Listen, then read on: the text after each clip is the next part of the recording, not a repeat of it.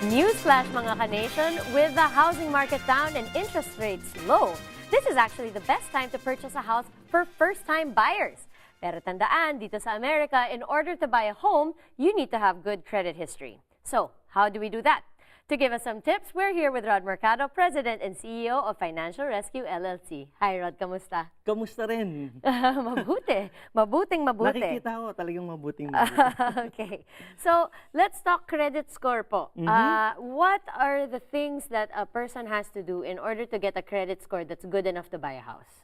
Okay, alam mo, talagang tama-tama itong panahon na to kung gusto mo bumili ng bahay. Dahil ito yung tinatawag nating buyer's market. Okay. Ano ibig sabihin nun? Interest rate, mababa. Ang daming bahay na bakante ngayon. Ang daming na-foreclose eh. Ang daming binibenta. So, tama-tama kung meron kang magandang credit score at kaya mong magbayad ng monthly, ito na yung panahon para i-consider mong bumili ng bahay. So, ano yung masasabi nating magandang credit score? Ang unang-una, di ka makakapag-loan talaga kung di magandang credit score mo. Dapat, I would say, excellent credit score, Okay. which is 760. Wow, About 760 or higher. oo. Out of 800 yun, ano? Oo, 760 pataas syempre. Okay, no? so let's start from the very beginning. How do we establish a credit score like that? Okay, para dun sa mga wala pa talagang na-establish na credit, yung nag-umpisa pa lang, kararating pa lang ng Amerika, ito ang pwede nilang gawin. Dapat talaga magbukas sila ng credit card. As soon as possible, diba? Hindi agad-agad madaling gawin yan, pero dapat gawin nila yan. Okay. Pag nakapag-open ka na ng credit card, pwede mo i-consider namang kumuha ka ng mga loans, yung mga installment loans sa kotse, yung mga I ganyan see. naman. Okay. Unti-unti. Pero pag nakautang ka naman, may isang malaking obligasyon kang dapat gawin. Babayaran mo. On time. On time. On Okay. time, no? Yun para makapag-establish ka unti-unti. I see. Ano. Okay. Ngayon, Oh, ito na. May credit score ka na. established na kunyari yung ano mo, nakapag-umpisa ka na. Gusto mo namang ma-improve. Yes. Para One of sa the mga- tricks. Ito naman, hindi naman talagang, ito yung mga proven na pamamaraan. Ano? Number one, kailangan, sabi ko nga, magbayad ka ng utang mo on time, all the time. Okay. Okay, number one yan. Pangalawa, check mo yung credit limit mo. Para yung utilization rate na tinatawag, nasa tamang ratio, Tama. percentage. Ang sinasabi ko, 50% dapat ng limit mo lang ang kinoconsume mo. Right. Napag-usapan na natin yan in a previous episode. Oo. Natandaan ko So, yun. tandaan Rod, niya, ha? ang tawag doon, ano yan, utilization rate. Utilization rate dapat Okay. under 50% of your credit limit. Correct. Okay. Now, isa pa, kailangan huwag kang bukas ng credit cards. Hindi porke marami nag-o-offer sa'yo, left and right, nag-o-open ka. Dapat oo. Alam mo bakit? Sa bawat inquiry ng credit card, ng bagong credit card, yun yung tinatawag nating hard inquiry, ang laki na nababawas yun sa score mo. Ah, talaga? Okay. So, kung sa tingin mo, meron ka ng sufficient number of credit cards, i-maintain mo na yun, which is para sa akin, 2 hanggang 3, maximum yung 3.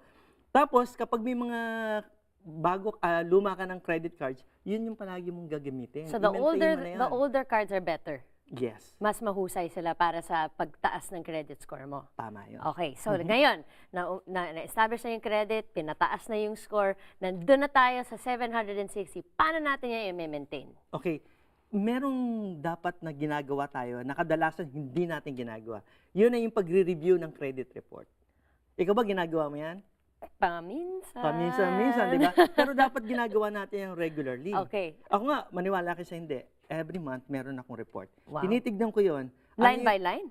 Yeah, lahat ng history, tinitignan ko.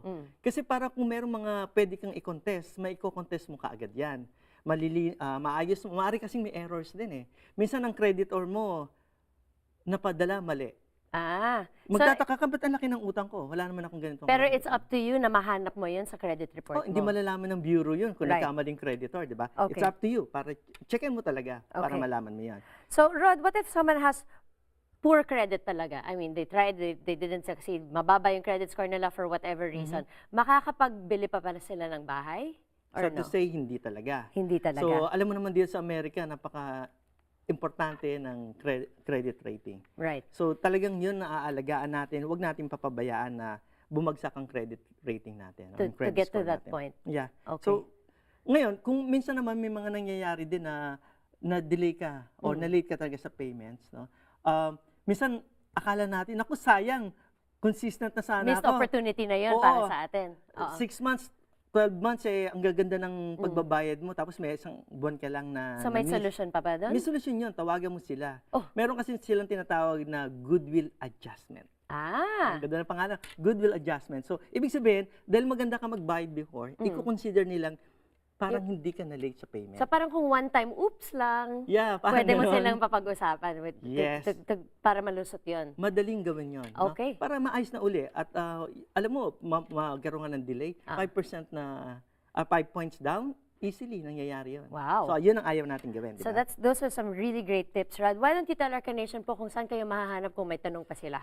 Mga kapamilya, pwede ho kayong tumawag sa Financial Rescue. Ang aming pong telepono ay 1-877-973-3287. O, bisitahin ninyo yung website namin, financialrescuellc.com. Alright. Nakahanda ho kaming sumagot sa mga katanungan nyo anytime. All right, thank you very much again, Rod, for joining us here on the show. Marami ding salamat. Mishi, palagi ako nag-enjoy pagdating sa show na to. All right.